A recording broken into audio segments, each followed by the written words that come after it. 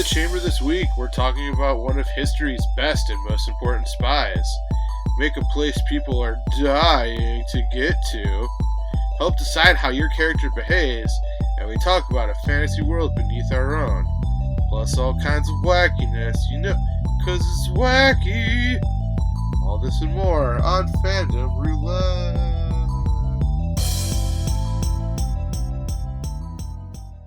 Hey everyone, welcome to Fandom Roulette. This is Joe.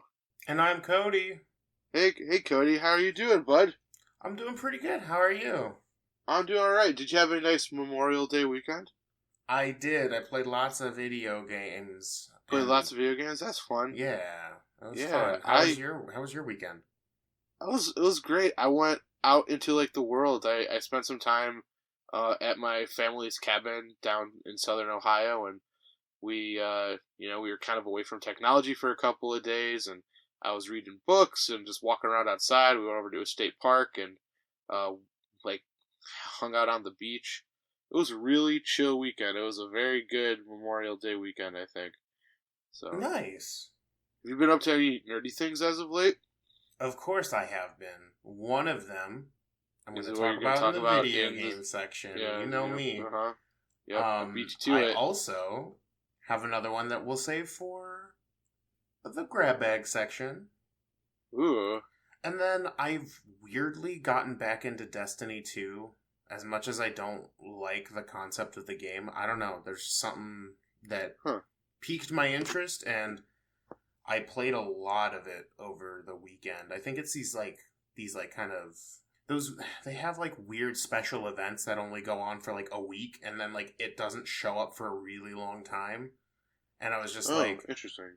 Yeah, and I was just oh, this is fun, and it was the armor set that I really wanted, so I just played a lot of it, and now I'll probably not play it for another month or two, because, Destiny 2.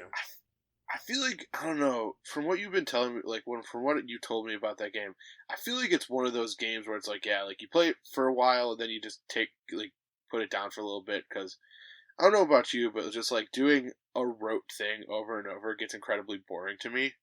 Yeah, I mean... Not to throw Destiny 2 under the bus or anything, but it's it sounds like there's 3 or 4 different kinds of missions that you can join into, and it's just doing similar things. I mean... yeah, kind of. I mean, there are some interesting things to do, but unfortunately they are kind of gated behind having, a big party... Or a raid group with 6 people, and it's don't get me wrong, I don't mind playing with people online, but a lot of the neat stuff that I haven't done is locked behind being coordinated with a bunch of strangers, and that's a lot of time that I don't have to play this game. Sure, we're adults now. We have schedules and stuff. And I also used to play MMOs, so there's a certain level of tediousness that I can handle before it becomes too jarring for me. So enough about my James. What have you been up to that's been super nerdy? I've been reading books, and I've been watching Bob's Burgers and Star Trek. I got back onto the Star Trek train. I took a little bit of break on that front just because it was starting to consume my life in a way. I get that feel. I've kind of calmed down on that, and yeah, getting prepped for D&D this weekend, and I'm going to go see Solo on Saturday, so... I don't know if... Man, I get so, wishy-washy on whether or not I want to see it. It looks like my kind of dumb. I don't know. Well, even if it's bad, I'm going to find some level of enjoyment in it, I think. Sure. I think it looks fun. It looks like a fun movie. Yeah. But, I probably have to go into it knowing that, whatever they're going to throw into this movie is either going to be, kind of silly and not really on par with, some, other movies that I've seen in the past. Sure. Or... I mean... I was going to throw this one out there. Adding to the level of funification of it, I'm seeing it at a drive-in. And doesn't that just look like a good drive-in movie? You know what? I take that back. I would go like if I had the time to like go see it at a drive-in. Like, I Like don't know, yeah. it just looks like in so many ways it's trying really hard to look like a 70s throwback movie. So what's And so the it's like, what's the yeah, double like feature? I don't actually know if it is a double feature. This is down Oh. closer to Kent. My friends live in that Oh, area and they okay. have a drive-in by their house. So it could be a double Gotcha. feature. If it is, I'd be super jazzed about that, but who knows. Um, Yeah, the one that's the place that I usually go to usually does like a double feature thing where you pay for two movies. oh, solid. So, yeah, that's pretty cool. Yeah. Shall we talk about history? I mean, yeah, that's why that's why we came together to talk about, a myriad of topics, but we can That's true. It's it's almost as true. oh wait, I forgot to do the thesis statement thing. Phantom Roulette. Welcome to Phantom Roulette. This is a podcast where we Welcome. talk about various things, including history, video games, RPGs, and whatever we've been into and or feeling as And of late. definitely not Redacted. Disney. What? I Oops. like Disney. Redacted. No. I mean, yeah, Star Wars is like part of Disney, but we talked about Infinity Wars for like an hour. I What? I'm, No, we're good. We're what? good. The What do audience is laughing right now because they know you haven't listened to the last episode. I'm so confused. That's okay. Did you make fun of my Disney voices? No, I did not make fun of your Disney voices. I just redacted every time we said those words, and I'm gonna do it again. What words? D- Disney. Did we say Disney a lot last week?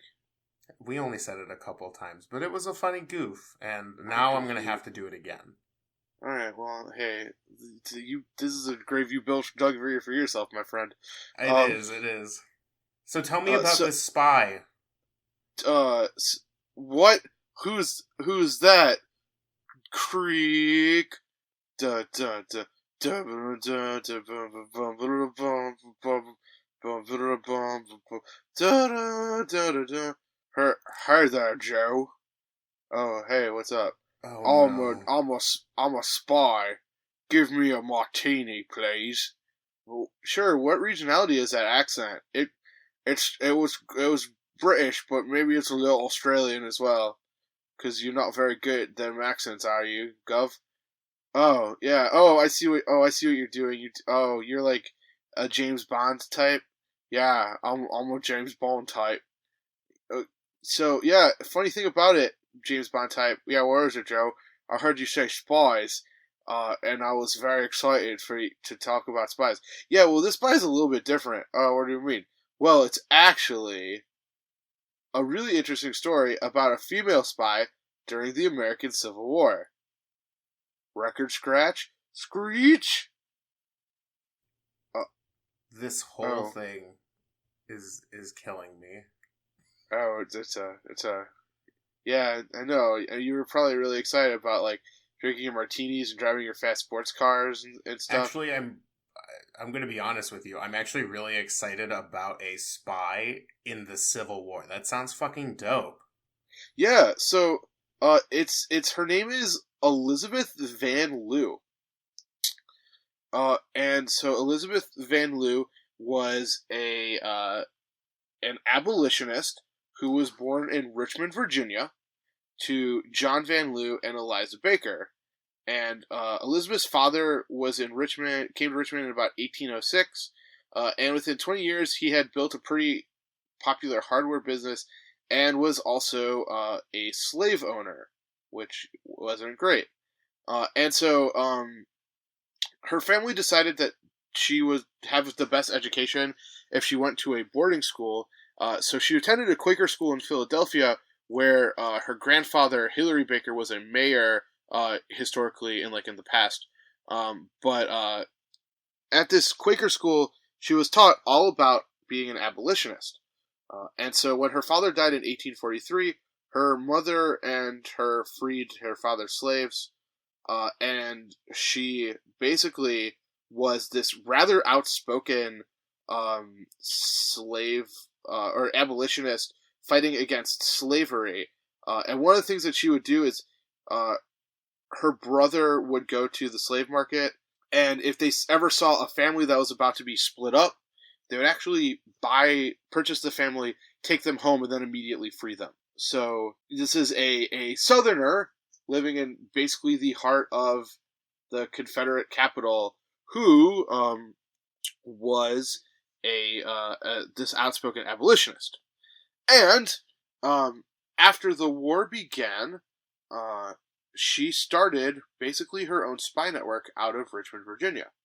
So there was this prison named Libby Prison that was open in Richmond, and she was allowed to bring food and clothing and writing paper and other things to Union soldiers, as a way of, aid and keeping them healthy and things like that. But what they didn't know was that she was secretly collecting information and also secretly bringing people into the network of the prison who were helping soldiers escape. She was given information about Confederate troop levels and movements that these soldiers were telling her, and she was able to pass along to Union commanders. And she helped hide Union prisoners and Confederate deserters in her own mansion, because if you remember, her father was quite wealthy, so they actually inherited a fair bit of money that they used to fight this war.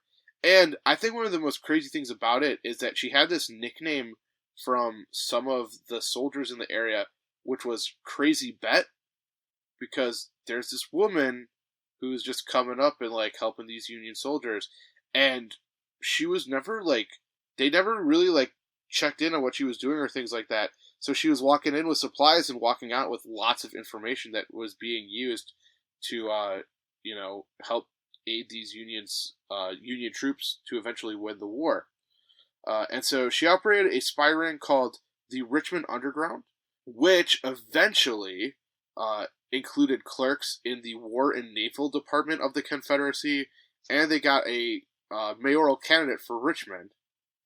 And then, and this is crazy, Van Lew reportedly convinced Verena Davis, who was a member of Jefferson Davis's family, to hire a man into their family services who was a spy in the White House of the Confederacy. So, yeah, there was basically a spy within the White House of the Confederacy all the time. And the man's name was Bowser, even though he had a number of pseudonyms, so it's possible to know who exactly this person might have been known. The only thing we know for certain is that this person was working for Van Lew, so chances are you sometimes will see different information probably coming from the same source under a number of different names. And apparently her spy networks were so efficient that she was able to send Ulysses S. Grant fresh flowers from her garden along with the copy of Richmond's newspaper. And she would create ciphers that she would hide within hollow eggs, which was also crazy because as I was doing some information, I ran across other spy stories I want to talk about. They've developed some pretty ingenious historical ways of creating and sending information through. So this one was within hollowed eggs. I read about one that was in hollowed beer, or was hidden in beer barrels, things like that. And she, because of her work for working along with the secretly helping the intelligence officers of the Union Army, she was actually appointed Postmaster General for 8 years. And this is one last little fun story, and then I'll answer any questions that you might have for me.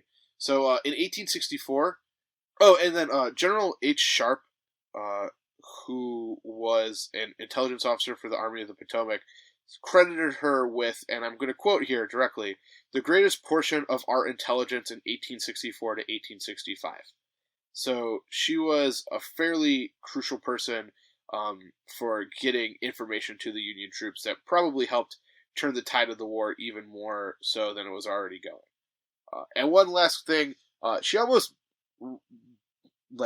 blew her entire spy network to make sure that a man named Colonel Ulrich Dahlgren was properly buried, and he was caught escaping the prisoners.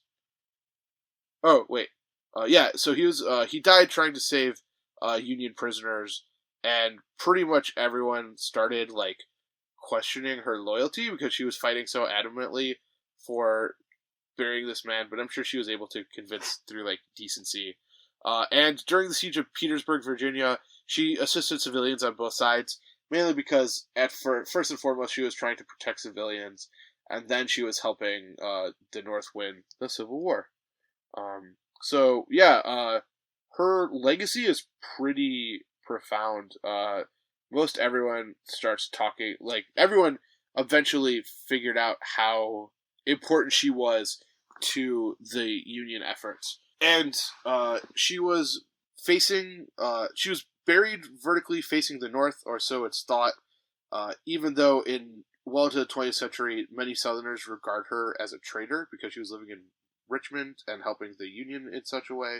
And yeah, she is credited to be like one of the most important spies of the Civil War specifically.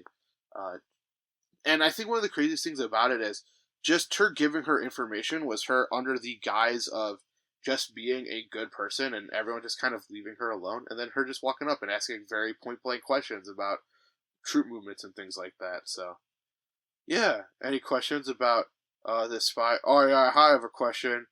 Yeah, your voice changed, Mr. Spyman. How'd you know my secret identity? Your secret identity is Spyman. That's a horrible secret. Yeah, where was her like lipstick gun and all those? Oh, okay. So that's a good question. Modern spy gadgetry probably didn't start coming about until a little bit later. You have to remember, Mr. Spyman, that like spy technology at the time was like rather limited. So like using hollowed out eggs was like pretty standard stuff. Only until we started developing mini cameras and mini microphones do you start seeing all that gadgetry that we associate with the James Bond types.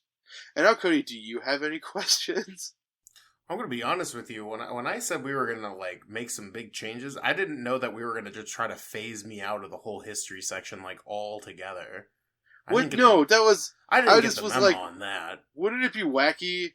Wouldn't it be wacky if if there was a spy character like a James Bond type? Like, were you gonna ask about technology and gadgets? I was definitely gonna ask if there was like anything like tech. Like I mean, for the Civil War, like what could you even do tech wise?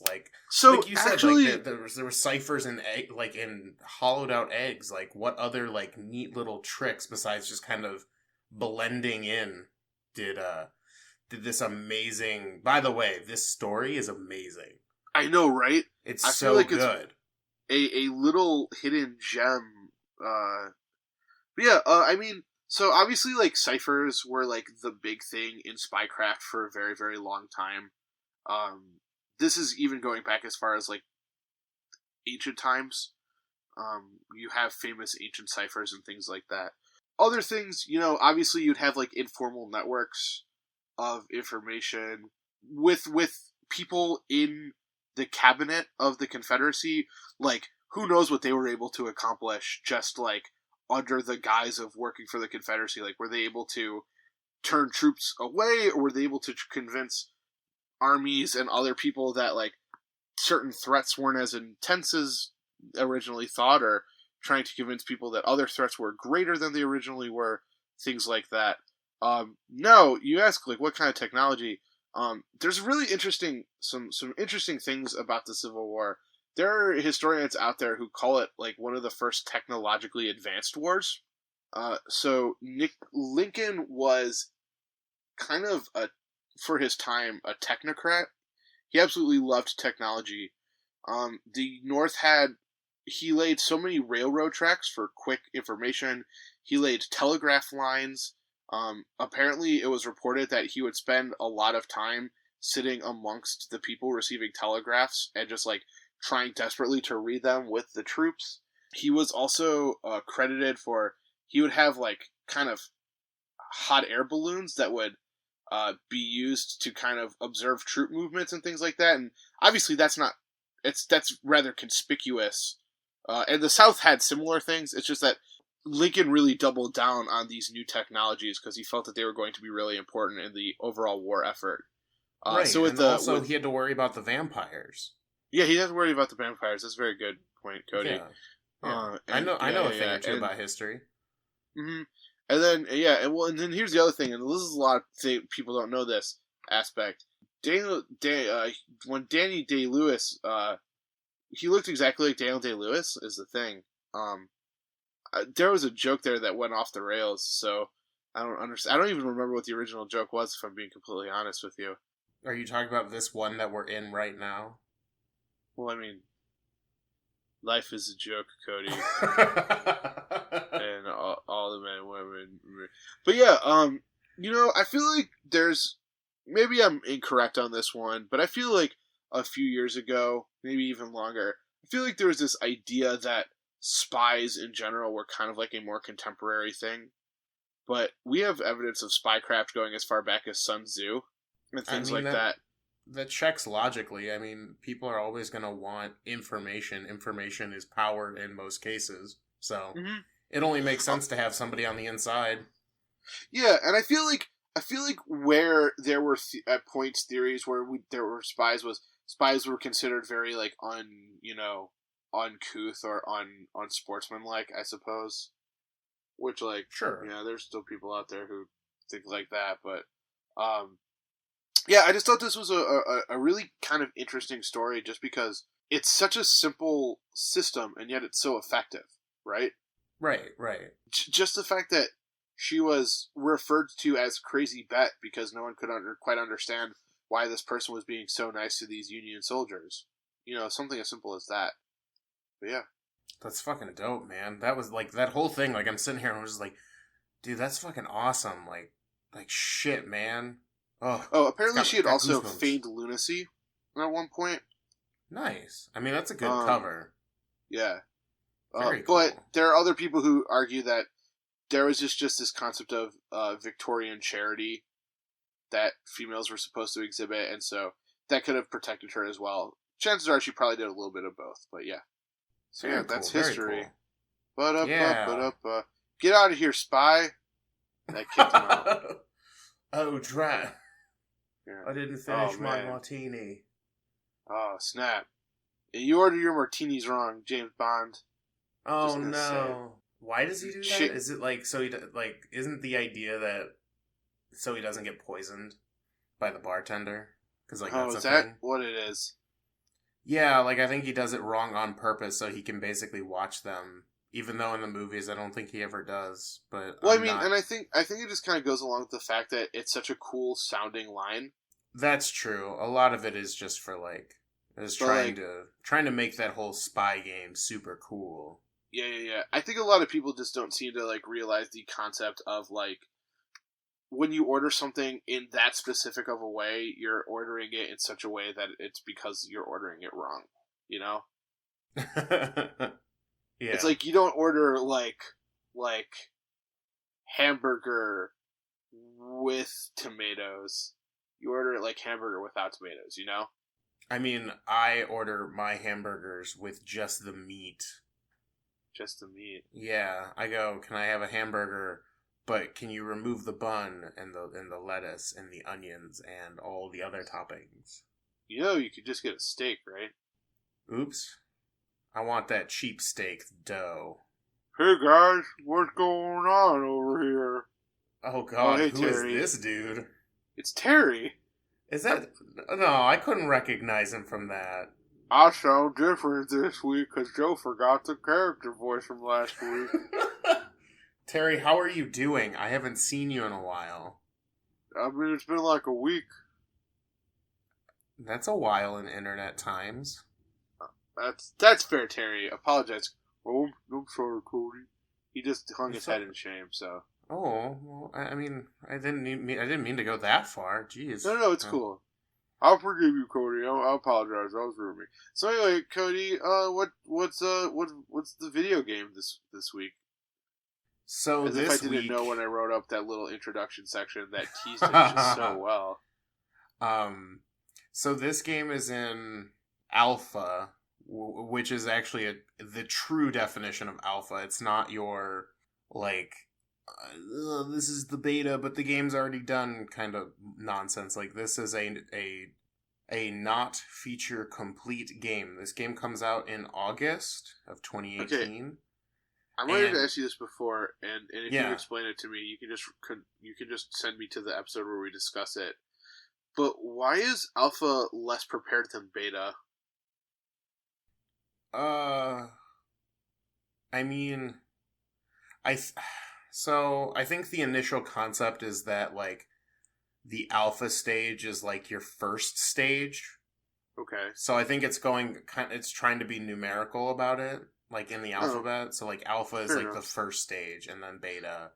I just But think about it in in terms of like letter grade. yeah, you could do that too. I guess it is kind of like a weird like it's a phrase that we use in video games so often, but I don't think I've ever just stopped to think about the verbiage that we're using. Huh. Whatever. Carry on, Cody.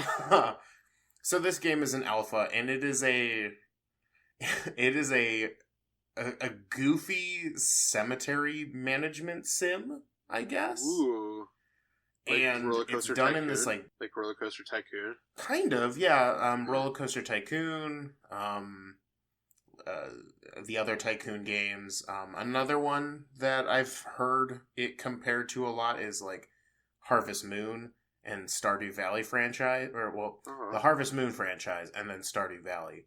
Sure, So sure. basically, you take on the role of a graveyard keeper, and I'm not going to get into like because the story's really weird and doesn't make a whole lot of sense, and I don't Sure. really want to parse through that information. I think over time it'll make more sense. But basically, long story short, you are now a graveyard keeper, and it sucks. Like you start off, and the graveyard's shitty, and everything is kind of busted up, and it's your job to kind of take it over and start making a living for yourself in this kind of grim dark um simulation, I guess. And it's Okay. funny, like it's for a game that's about burying dead people. It's the music's very upbeat, the jokes, like it's a very goofy game. Everyone's kind of joking around. It's pretty funny. Do they um do they make the dying to get here joke? I'm sure they have at one point. Like I'm pretty sure I was just like the puns. Ugh. It's hard to explain one of these games if you've never played it, but Hmm. basically a management sim is often a kind of very gamified or loose interpretation of what it would be like to manage X thing. So like Roller Coaster Tycoon.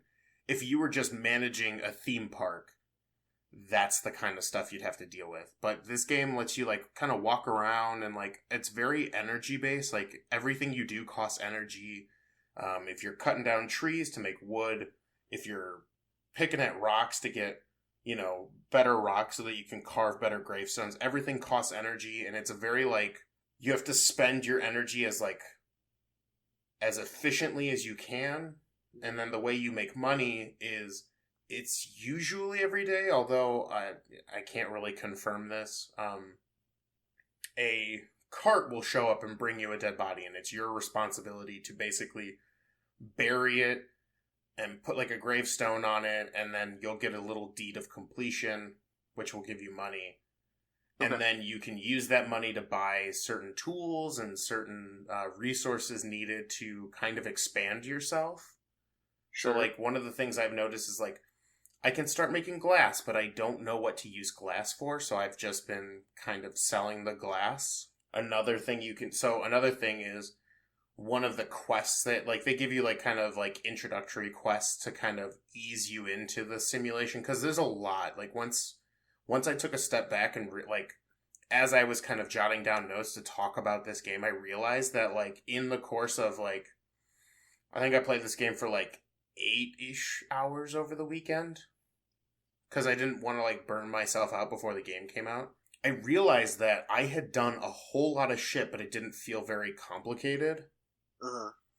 So like, they tell you how to gain resources, and they tell you how to use those resources in building other things, and then there's quest givers that kind of open up more of the world. Like one of the things you do is if you pretty up the graveyard enough, the local holy man, I guess, cleric maybe, I don't know, Uh-huh.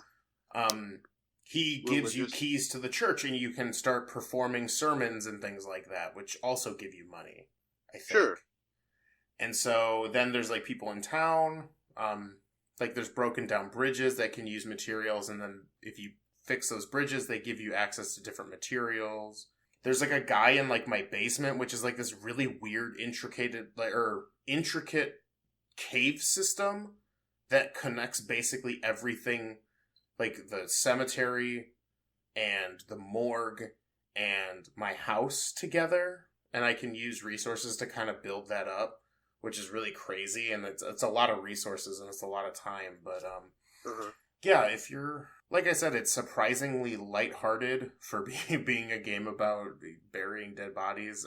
Sure. One of your tutorial people is a talking skull that kind of gives you sass throughout the game. It's funny because I wasn't initially interested in this game because I looked up the developer, and it's Lazy Bear Games, which, if I'm not mistaken, their only other game is Punch Club, which came out on Steam, which is kind of reminded me of like, it's another it's another management sim, but for like a fight or for like kind of boxing instead of, you know, medieval cemetery management. Sure. But I was watching people play it, and it looks super cool. The art is really, really detailed, like 2D pixel art. Like if you go out and if you type in Graveyard Keeper game and look at the screenshots, like while it looks very 2D-ish, like, you know, it kind of looks like over the top, like, you know, aerial view. Everything is fucking detailed. Like, everything, like, it reminds me, like, the level of detail reminds me of Metal Gear Slug, if you ever played those. Nope. Basically, it's a side-scrolling shooter, but, like, all of, like, if you look up videos for that, like, everyone is, very intricate. There's a lot of frames that make them feel very fluid, like, instead of, like, kind of, like, jerky, like a lot of like pixel games tend to be. Whoever is working on this game has put a lot of love into it, and it's super fun. It's not on Steam right now, but if you type in Graveyard Keeper and go to their site, I believe you can purchase it. It's like $25. Okay, that's not bad. And it's like I'm trying to, like, I want to keep playing it because I know I haven't gotten to the end of, like, what's available in the alpha. Like, I'm nowhere near the end of it. But, like, I don't want to burn myself out before August either. Sure. So, like, I'm in that kind of, like, oh, I want to keep playing, but at the same time, I'm like, oh, but I don't want to, like, I don't want the main game to come out in August, and I'm just like, oh, I'm so tired of this game. I also want to, like, because, like, there's a lot of things they don't tell you about the game, so a lot of it is just kind of like, I guess I'm just gonna figure this out. And so I'm kind of trying to also look for other people online to see what their experience has been, because I feel like, because everything you do gives you, like, little stat points that you can spend on like unlocking new technologies and things like that, and I have a lot of them. But I can't spend them because I need these blue ones, and I can't seem to get any blue ones. Okay, so I have a question for you. Yeah, what's up? So if I heard you correctly, you said there was a snarky skull? Yes. As far as you're aware, have you had any other, like, supernatural encounters? Not supernatural, but there's this guy in my basement who really wants to unlock this kind of, like, menacing-looking gate. And while I was looking up I was trying to look up information, some of I'm an idiot. Yeah. You, like, one of the first things you do is you have to fight slimes, like, in the forest. Like, there is combat in this game. Like, it's very rudimentary, but there is combat in this game. Like, there's just a lot of little things. Sure. Like, you can farm. You can. Kind of like Harvest Moon. Yeah. I think the only thing that I hope that they add, or maybe they've already added it and I just haven't gotten this point, is, like, potential romance options and things like that. Like, that would be super fun, because that might be in, like, the actual game, so. Yeah, that's my thought. I mean, one of the main quests starts with talking to this actress, she gives you a quest to basically find out about this guy named Snake, who's the guy who's like underneath my house, and Okay. yeah, it's super like there is a lot going on in this game, and it's super fun so far. I recommend it if you're into those management sim like games. Like if you're looking for your next Stardew Valley kick, like this is a good one. This is a little darker, but it's pretty good. Well, it sounds lovely. You know what time it is? The moment we've all been waiting for. George. Wait a second. It's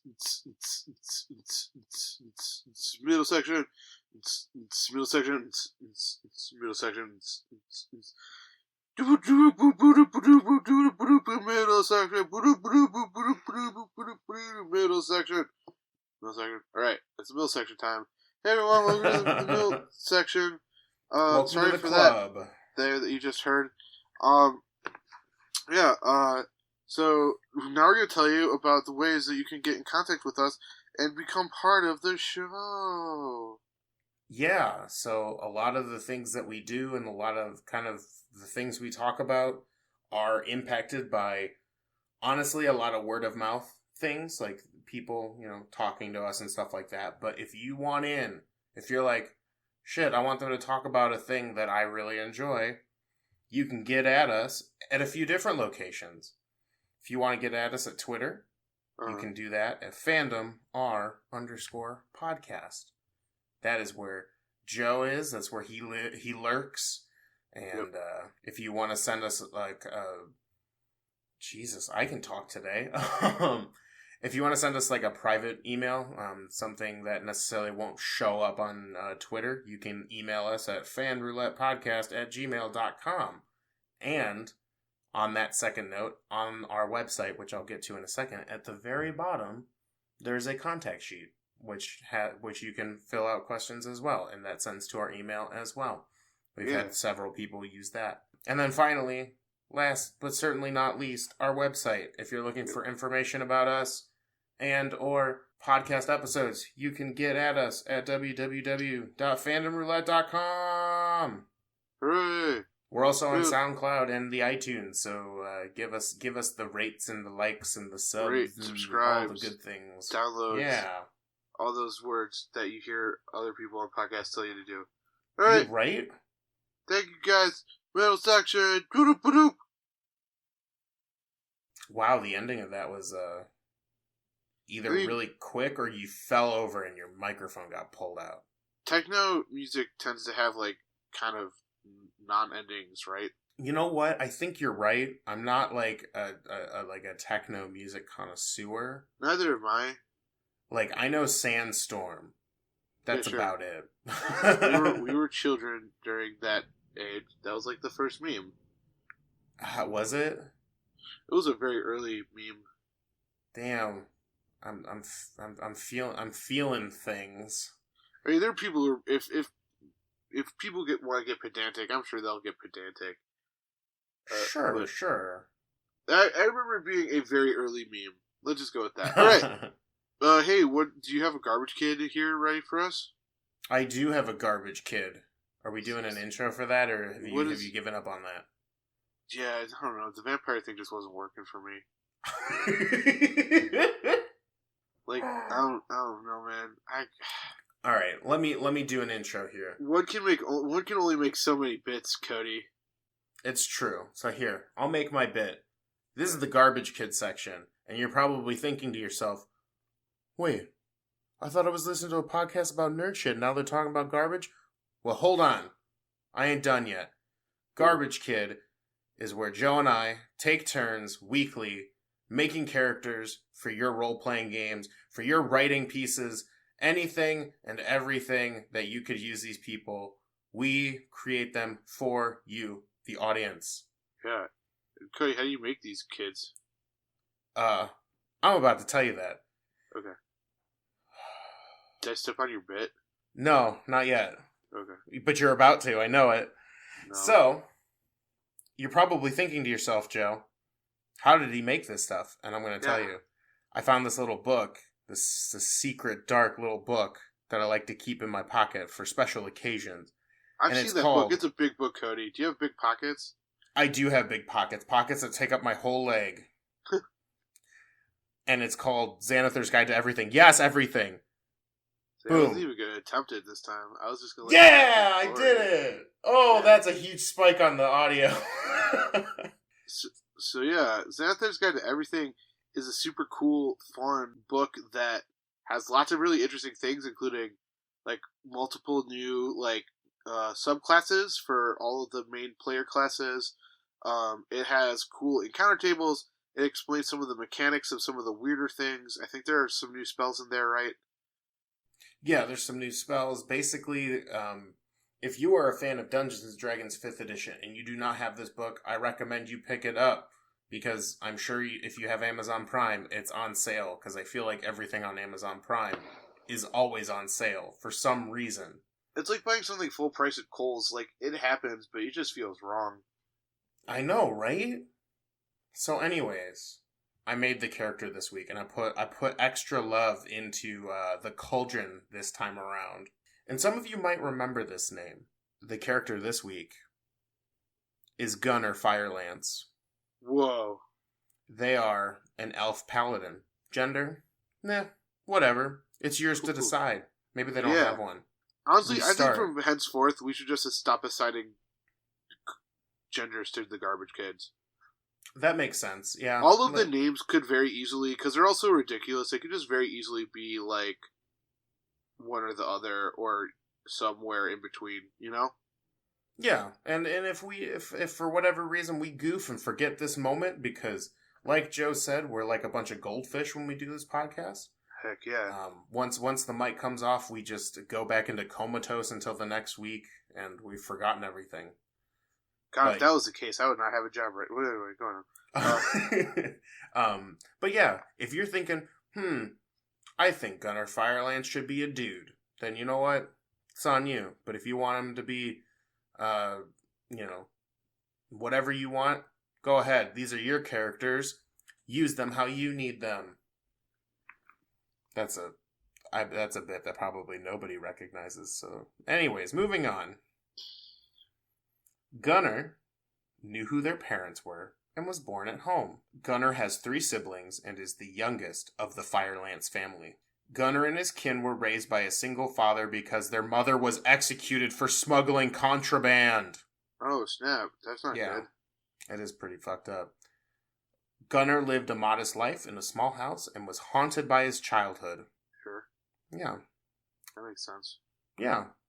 Gunnar became a paladin after a fantastical being appeared before them and called them on a holy quest. Okay. What quest is that? I'll let the audience decide. Gunnar has a symbol of a black heart, signifying that emotions such as pity do not sway Gunnar from their oaths. Sure. Also, Gunnar can't resist an attractive face and a pleasant smile. Womp womp. Womp womp. Gunnar is 20 years old. Okay. And has had 3 life events leading up to this moment.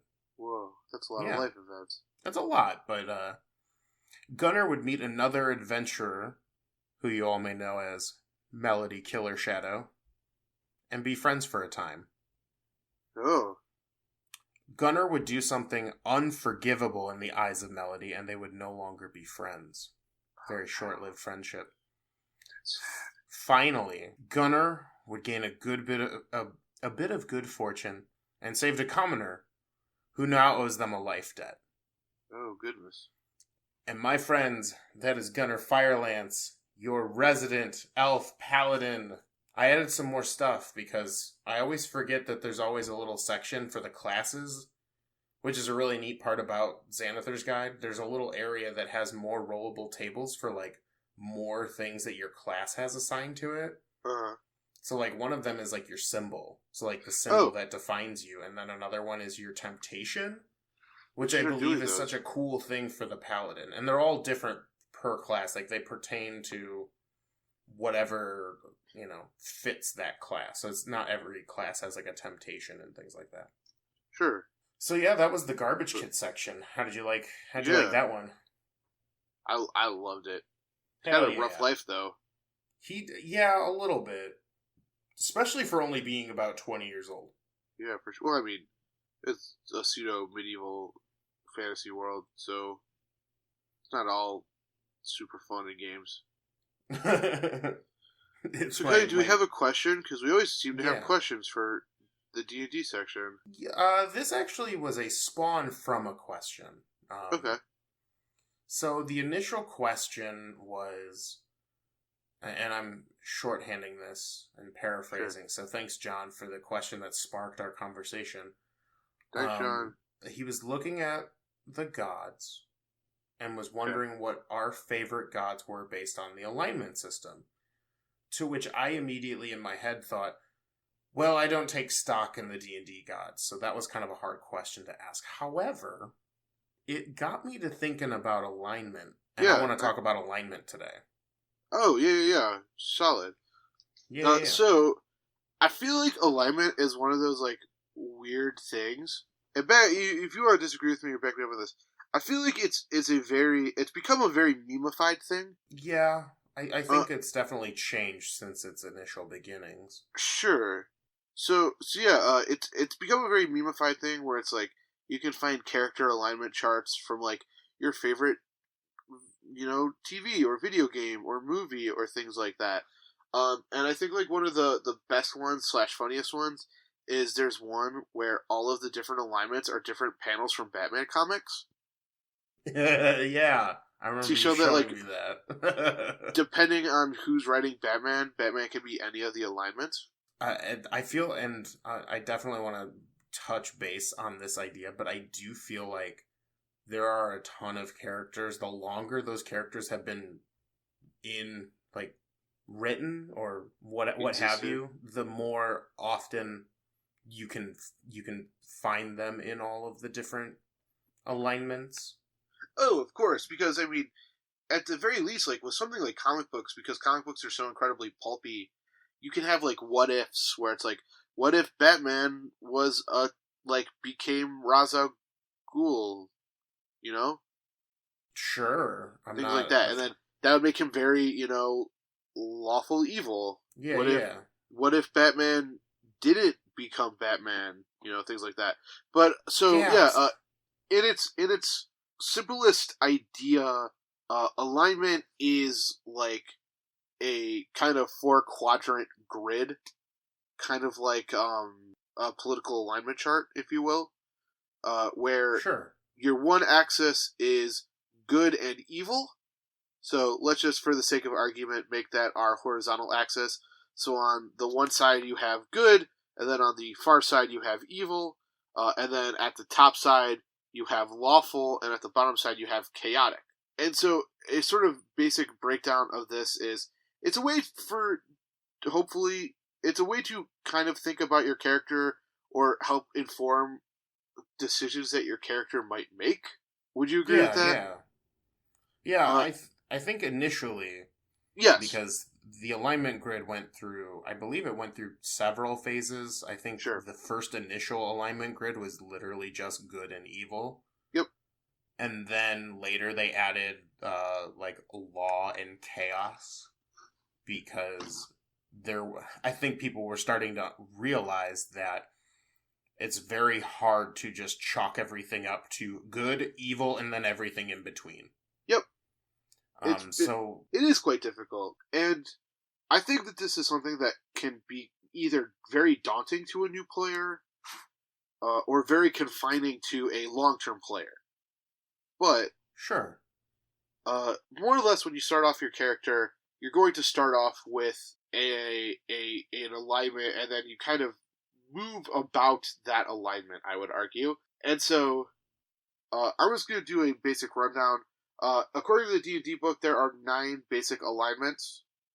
So you have lawful good, which is Crusader, neutral good, or what this. Oh, real quick. So I'm going off of a website right now that has developed very nice little one word or 2 word like explanation. So lawful good Crusader, neutral good Benefactor, chaotic good Rebel, lawful neutral Judge, neutral Undecided, chaotic neutral Free Spirit, lawful evil Dominator, neutral evil Malefactor, and chaotic evil Destroyer. Now, I just said a lot of words very quickly. You did Shall say we a lot do of a words very quickly. Shall we do a little bit more of a deep dive into a couple of these, Cody? Sure. So to get started, I mean, let's jump into the what I think is the easiest one to talk about. Sure. Which in my personal opinion is lawful good. Yeah. It is your knight in shining armor. It is Very that good. do-gooder that loves order, wants everything to be happy, and I mean, there's several good examples that I could list off. I mean, Sure. Superman definitely feels like a lawful good character. I think the idea of paladins are lawful good, although that has changed over the years. I would argue that King Arthur, and I'm sure people are going to point out stories where he wasn't like this, but at his core, he's a person who is a more or less, he follows the laws and he tries to do good. So a lawful good character kind of informs two ideas, which is that you are a person who is trying to make the lives of others better, and you live in a society where the laws of the land help you make people's lives better. Yeah, if we're talking about D&D, a good example is like a town guard, Sure. upholding justice and trying to do good. Yeah. And then if you look in source books, people will suggest alignments based on like where their definition of races is. Although, as we talked about last week, if you develop your own homebrew world, whatever, play around with it. Like, I'm playing a dwarf, and I know it's often recommended that dwarves are lawful good characters because dwarves tend to come from a very like static and rule abiding society, and because you're a player character, people just assume that you're going to want to play good character. I know that's not always the case, but my character is chaotic good, which we'll talk about in a second. Things like that. So, yeah, there's recommended alignments based on race, especially for like the first time players. Now, neutral good is a little bit more interesting. So a neutral good character is trying very, very hard to be making other people's lives better.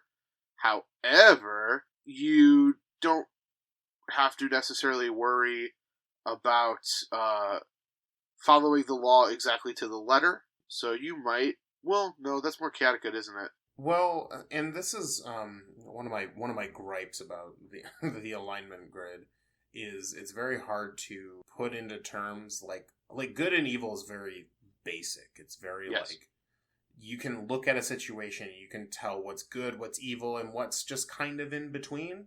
Sure. But law and chaos always gets really gray. Yes, and really for sure. murky and really strange. But I don't know. I think if you're going to be a neutral good character, I think neutral is some have described it as self-serving. I have an example. Yeah. Maybe if you want to disagree with me, be my guest. But I feel like Gandalf is a good example of a neutral good character. Interesting. Yeah. Well, would you like me to go on? Yeah. Because at least in terms of Middle Earth, I know that Gandalf is technically a Maiar, which means he's one of the angel creatures that was created by the gods of Middle Earth to help protect their thing, their world that they built.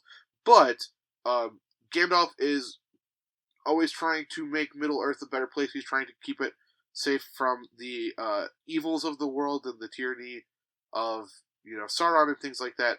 But at the same time, it's not like he answers to one king or one leader. He is known and respected throughout all the kingdoms, and he will give advice to anyone who is willing to listen, but it's not like and he tries also to stop wars between kingdoms as well.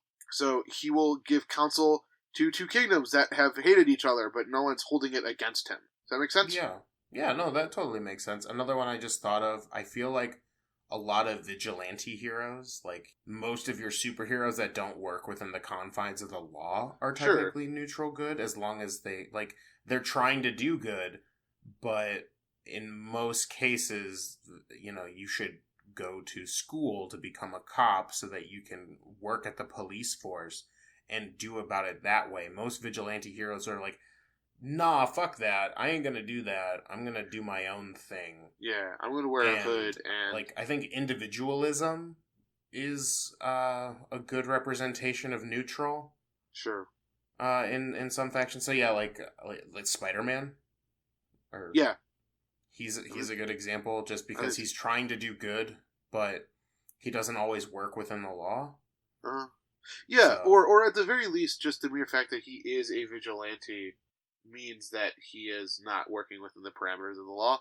Because one of the things about the law is that citizens can't enforce laws. So yeah, so it's one of those things where neutral is, you know, it's a weird conversation, but I think ultimately the best way to think about it is neutral is how it serves you, I think.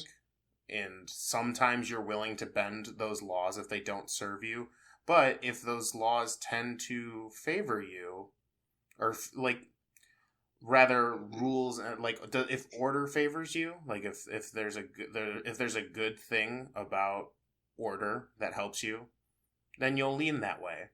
But if chaos helps you in the situation, that might be, you know, you might switch. I think neutral characters are often perceived as something else entirely based on where they fall in, like, in things. So, sure. But I think, because this is going to take us a long time to go through this whole list, but that was a kind of rough, I mean, we could do chaotic good. Yeah. Just to, and then I have a few words about the alignment system. Sure, I have some ideas as well. And so chaotic good is, I feel, an easy one to kind of put your finger on. This is your, like, Robin Hood character, where it's like, or your Rebel Alliance from Star Wars, where they're trying to make the world a better place, and they are fighting against some oppressive system, some oppressive governmental system, or anything in between. So, like, obviously the big one is Robin Hood. And then, I feel like most player characters tend to fall into one of these three. It depends on your party that you're playing with, obviously. But I feel a lot of times player characters want to think of themselves as the quote-unquote hero. And in our media, heroes tend to be some shade of good, trying to make the world a better place. Would you disagree with that? I mean, I play in very different groups. Mine tend to fall in the chaotic good, chaotic neutral territory, like kind of in those weird gray areas, mostly because sometimes being good works, sometimes it doesn't. I feel like my gripe with alignment, or the stigma that is with alignment, is for a really long time, at least from, you know, listening to people online and people telling me tales about their experience as a player and as a DM, the alignment system kind of became a very, very constricting.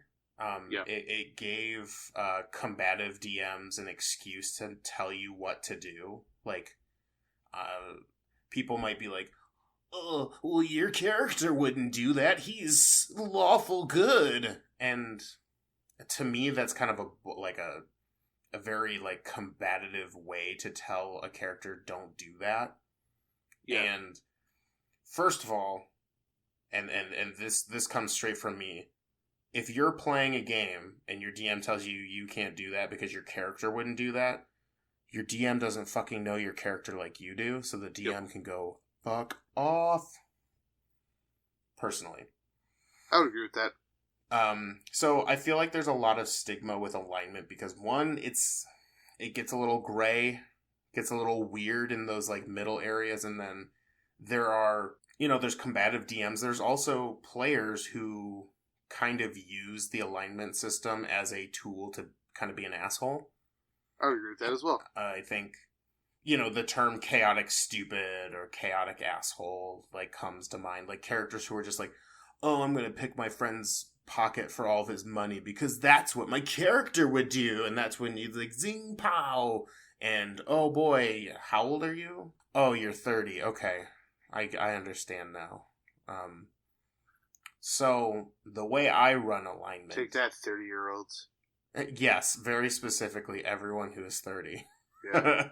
The way I run alignment is if you want, because like I see where the fun is in that, like being like having a character who fits to a mold, like lawful good. Like I would one day love to play a lawful good character who like wants to abide the law and wants to do good and isn't willing to like, you know, cut corners and do things that are illegal to get the things that he wants.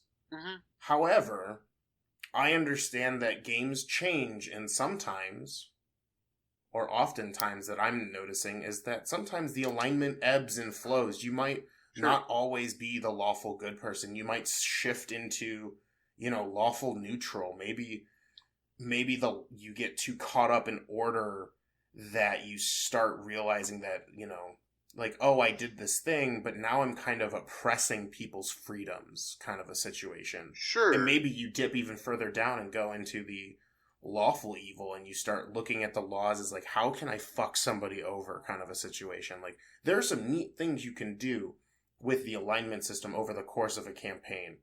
Or And there's a change in government. that's actually a really good point. Let's say that the current king is kindly old King so and so, and then in his sleep he dies and he's replaced by like Vizier Dickhead, or you know, like his horrible son or something like that, and then suddenly the laws of the kingdom start changing, and as a member of as a member of the royal guard or whatever, you are tasked with following these laws, but you realize that the laws are starting to become slowly but surely more oppressive. Yeah, I mean, that's a great example of a character who might switch from lawful good to chaotic good in order to fulfill that good. And I like the idea for new players, for old players, to like kind of give yourself like a kind of a pseudo alignment, and then Yeah. as the game progresses figure out like, does my character still want to do that? Like, it's a good starting point, Yes. but I think as time goes, it either should be like, if that's like your character trait, like if you really want to be lawful good, like fucking play that up.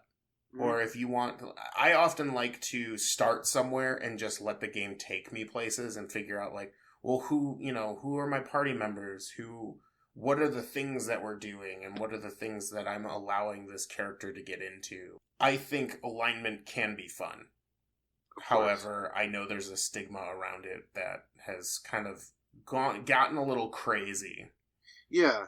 I've never played with a DM that's been super duper strict, or like I've heard in some cases like a DM would be like, they'll have like almost like a ticking clock thing where it's like, if you do one more action I'm going to shift your alignment, and that's not fun.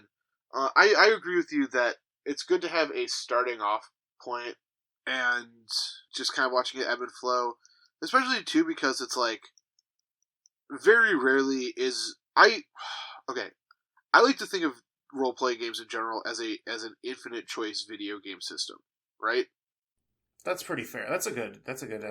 A good summed up version. Yeah. And very rarely is the answer right or wrong. Very rarely is the answer Paragon or Renegade, right? Sure, yeah. Like every decision that you make is going to be a little bit weird or different.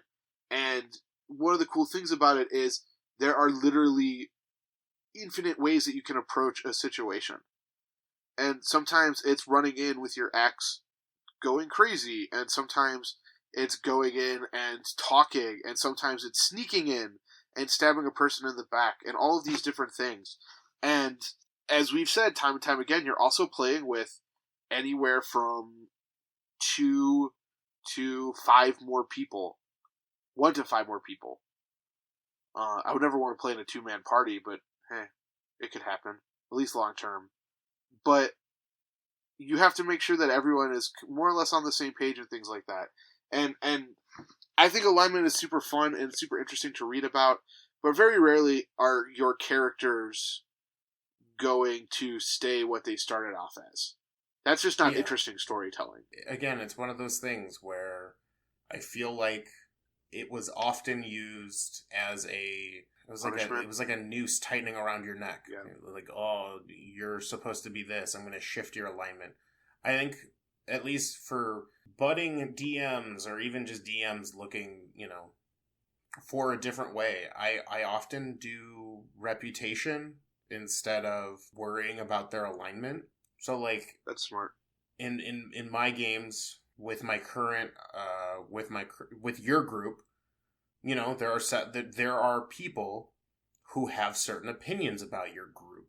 Maybe they've heard of some of your grand exploits or some of your biggest fumbles. I would rather let you guys play around with your alignment, fuck around, do you, but know that the NPCs are going to have certain, and this could change, but they're going to have certain, ideas about you before you even get there. And maybe that's affected by, an evil NPC who's, spreading falsehoods about your party because he doesn't like you. But I think it's more fun to have reputation that affects the party rather than alignment that, like, ultimately cripples you in some cases. I think at the end of the day, that's a far more interesting way of doing alignment, which is how does the world view you versus how, oh, now you are this, so you must act this way. It's like, you think you're this, but sometimes you act like this, and the world perceives it as this. Right. Like, I think an interesting example of the, player versus the environment is the Punisher. Sure. I think the world perceives him vastly different than he potentially perceives himself. Mm-hmm. So it's something that interesting to play with. If you're a fresh DM or even just a fresh player looking, you heard about alignment and you happen to be listening to this, like, think about these things when you're playing your characters. I think they can be fun ways to guide your character into interesting situations without getting too like meta, I need to survive kind of thing. We're also starting to get a little bit lengthy there, Cody. It's true. We are kind of going a little over time, and we did promise another section. That is true, but so we were talking together about we'd like to start syncing up on things to try to watch them together, because I don't expect Cody to watch like 2 full Star Trek series and then a full season and a half of another series. And I'm sure that Cody doesn't expect me to watch, 2 seasons of anime or whatever, within a week of one another. So, we were going to give the first 5 episodes of a television program called Troll Hunters a shot, which is a Netflix original produced by DreamWorks, from the mind of Guillermo del Toro. So, very, very brief overview, and then we'll talk about it. Troll Hunter is a fantasy sort of, I guess is it urban fantasy? I think it's urban fantasy. I think it's like a mix between fantasy and urban. Urban fantasy is the right word for it. Yeah, so it's about this normal kid who stumbles upon like an ancient artifact which makes him this legendary entity referred to as the Troll Hunter, who fights evil trolls and protects good trolls. And it was by Guillermo del Toro, so of course Ron Perlman is there in a role. He plays a recurring villain character. And Kelsey Grammer voices one of the main trolls. And it's an urban fantasy in that this child is trying to live a normal life, go to school. He has a crush on a girl, etc., etc. But at the same time, there are these trolls who are trying to get him to be his destiny, the chosen one. So, full disclosure, I watched this a while ago, so it's not super fresh in my mind. I know Cody watched it very recently, and he tapped out after 5 episodes, which was, I believe, our agreed upon cutoff point. Yeah. So, I remember liking it. Obviously, I took a big pause on it, but I know you weren't a huge fan of it, so do you want to give me like a quick synopsis of what you... Well, give me a compliment sandwich. How about that? Sure. So I'm going to start with DreamWorks you fucking know how to make something look gorgeous. I That's will true. tell you that. The first 5 episodes are gorgeous. I loved the kind of underground troll town. I think it's called Hearthstone or something. Uh-huh. It's super... The show looks great. DreamWorks knows how to, like, make... Anyways, it looks gorgeous. Sure. It is... So this is from the mind that did Pan's Labyrinth, I believe Coraline, if I'm not mistaken. Kind of some weirder, I'm not darker shows. Pacific Rim, Hellboy. Yeah, there's a lot of things. And, like, I was kind of expecting it to get a little dark and a little weird. Sure. Which was kind of the reason why I overlooked, like, the kind of DreamWorks kind of animated style. And my complaint is it's definitely a kid's show. Okay.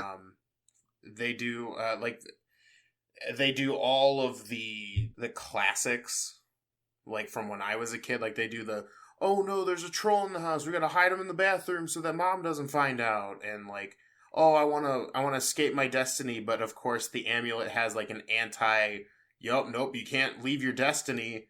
And they do a whole montage of him like hitting it with a baseball bat, and then it fucking comes swirling back and hitting him in the butt, and he goes to sleep and throws it in the garbage, and he turns over and it's on his bed. Like it is a kid's show. So if you're looking for something that's probably a little more mature or something that's a little more engaging, you're not gonna. At least within the first 5 episodes, you're not gonna find it here. I think Misa thinks. Coming from it from a different perspective, not to suggest that Cody is a person who is not a fun-loving individual or things like that. I'm not saying that at all. I think a little bit more in the realm of children's comedy / children's television than you are, Cody. So things like that don't necessarily faze me quite as much as it might faze you. I think it's just kind of par for the course based on a lot of things I enjoy watching. Me personally, fair. I thought that's fair. I mean, to me, I know that there is an audience for this, and it's not that it's a bad show. It's just that it's not my cup of tea. For sure, yeah, different show for different folks. And I just am a person who I thought the story was incredibly intriguing. I found the best friend character to be kind of obnoxious in that best friend character kind of way. Yeah. But I just loved the designs of everything, and a lot of times of a cool design like that or a cool cook like the Chosen One almost always gets me. So who knows? Maybe I'll carry on. But this section was a little bit short, and I think next week we're not going to do quite as lengthy of a D&D section. Maybe focus a little bit more on the grab bag next. Whatever. We'll figure it out. We'll talk about it during the upcoming week. But I don't know about you, Cody. I'd like to wrap this up a little bit. So. Hell yeah! This is a good episode. If you watch the first 5 episodes and you keep going and you think it gets a little bit more along the lines of what Cody wants, let us know. I think I'm going to continue watching it, and who knows, maybe I'll be able to sway Cody. It was like, no, you got to stick around till like 8. 8's when it really starts getting good, because the first few episodes of Avatar: The Last Airbender are a little bit wacky. So that's true, and I did finish all of that. Yeah, and then that show got real good and real intense. But yeah, so I'm just gonna say signing. Thank you guys so much for listening to Fandom Roulette. As the middle section said, please rate, review, subscribe, all those good things. Let a friend know. Let us know that you're listening. We love to hear from you. All that good stuff. This is our, this is, I like to think this is everyone's show. But yeah, anything to add at the end here? Yeah, just thank you guys so much. Do all the things, and we appreciate your feedback. Yeah, we love it. And signing off for Fandom Roulette, this is Joe. And I'm Cody. And as always, stay nerdy. Stay super nerdy.